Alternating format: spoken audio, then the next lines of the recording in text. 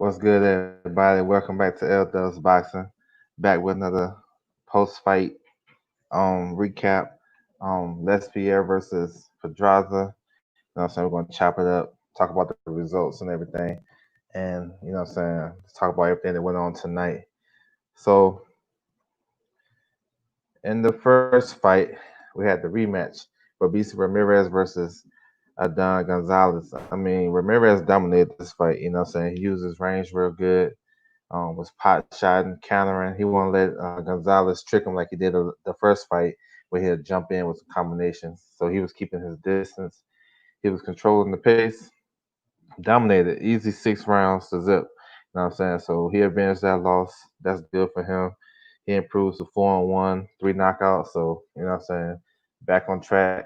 Kind of got that record clean a little bit. You know what I'm saying? So that's always a good look because it's not you can't always do that in boxing. Go back and get your first loss. You know what I'm saying? So salute to Robeisy Ramirez on the unanimous decision. All right, on to the next one. Heavyweights. Patrick Malada versus Kinsley Abe. This is a fun fight, man. You know what I'm saying? These two heavyweights in there slugging.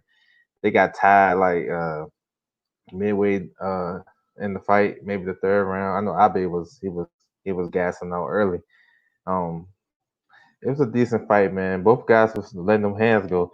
Abe started off fast. You know what I'm saying? Letting his hands go, throwing a lot of uppercuts and wide looping shots.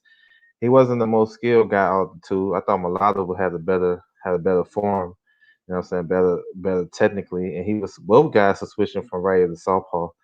But I thought this fight was a draw actually, or Mulatto got it, but they gave the decision to Abe, majority decision. So he moved on.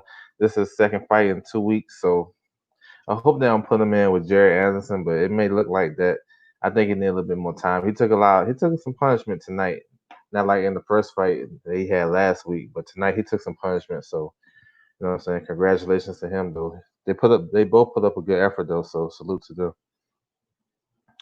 All right. So next fight, Elvis Rodriguez versus Daniel Murray. Man, this is one sided from the get.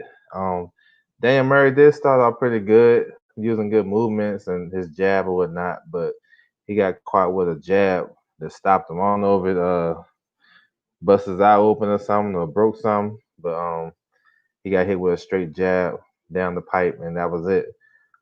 So Elvis Rodriguez improves to 7-0, 7 knockouts. Good looking kid though, trained by Freddie Roach, strong from the Dominican Republic. I mean, I like him. Got a good build, so still a prospect. With a win like that, he should be back in the ring. Shoot, real talk, he should be back in the ring next week. To be honest, at least in the next 2 weeks. So I'm looking forward to seeing him back in the ring. Elvis Rodriguez with the first round knockout. So salute to him. Co-main event: Albert Bell versus Mark Baraldez, excuse me. Albert Bell, won this fight easy, 10 rounds to nothing.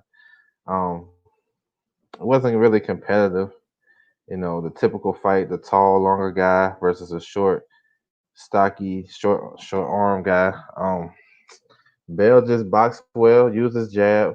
He was putting nice combinations together, but it wasn't like consistent. But he was just winning this fight with the jab and his range.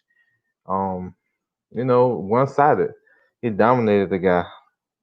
I mean, would I like to see him step it up later down the stretch or in the mid rounds? Yeah, but I mean, you can't be mad when a guy dominate every second of the fight. You know what I'm saying? So he hurt his hand late in the fight, maybe ninth round, I believe. He hurt his hand. He turned away. You know what I'm saying? That's just tell you how far off the fight the guy was. He hit him with a right hand. Albert Bell turned around, shook his hand, and the guy still wasn't in position to counter or do anything. So I mean, easy performance. So this just elevates Bell, you know, getting closer to a title shot. I think he's a legit contender at 130. Probably a fringe top 10 guy, top 15. I like to see him in another step up, but he gonna be in those fights and those type of fights where I mean, some people can say it's boring. I liked it. He was using a lot of good movement, side to side. He wasn't like actually running. He was just getting out the way. You know what I'm saying? and he was using the jab. I like how he was pumping that jab after he hurt his hand. You know what I'm saying? He won that last round with a jab alone, and pretty much the whole fight. So um, things are looking up. I like to see him against Abraham Nova. To be honest, I like to see that fight. I like to see that one. I think that'd be a good fight. But salute to the kid, man. Improves to 17-0. You know what I'm saying? Back in the winner's circle. You know what I'm saying? So we'll see what's next for him. All right, on to the main event. Jose Pedraza versus Mirko Lespierre. Now, this was a one-sided fight, man. I thought it was going to be more competitive. I thought Pedraza won all 10 rounds, easy, scored two knockdowns. Um, he hurt him early. He was just the more creative, stronger, faster, everything. He was better defense, everything. Um, I guess he just looked like he just be weird to Lespierre. You know what I'm saying? He just didn't look prepared to me. You know what I'm saying? He didn't look prepared to me to fight. But Pedraza did his thing. He had the experience advantage, two-time world champion. Um, he dropped. They traded knockdowns that appeared to be a knockdown from Lespierre with body shot, but they did the replay. So they say it was a trip, but then later on that round, Pedraza landed a combination and dropped him. Then he dropped him late in the fight, I think the 10th round, and to seal it. I thought the fight was over anyway. It was stretches in that fight where I thought the fight could have got stopped. Pedraza let out like a I don't know 20 some punch combination when Lespierre was against the ropes and the you know what I'm saying covering up in his shell. And I looked like the referee was gonna jump in. That was the second round. And I think from there on, it was a wrap. You know what I'm saying? But you know what I'm saying? Pedraza put himself in a good position at 140. Maybe he can get a rematch with Zepeda. That look like it may be next. Maybe if Zepeda win next week, you know what I'm saying? They're on the same schedule, fighting a week apart from each other. Maybe a Barbosa fight, maybe Salcedo fight, but I think Salcedo and Barbosa may fight each other. So I mean, either way, man, he improved. He looked good doing it.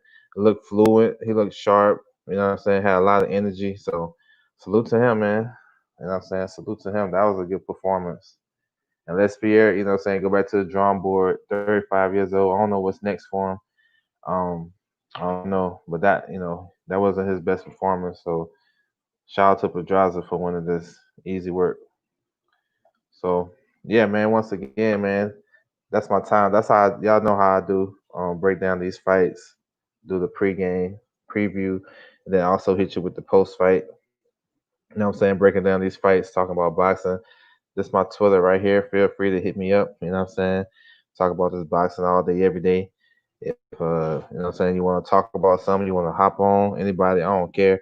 You want to debate, whatever you want to do, talk boxing. It's all love. You know what I'm saying? That's how I do over here. So salute to everybody. That's my time, man. I'm out.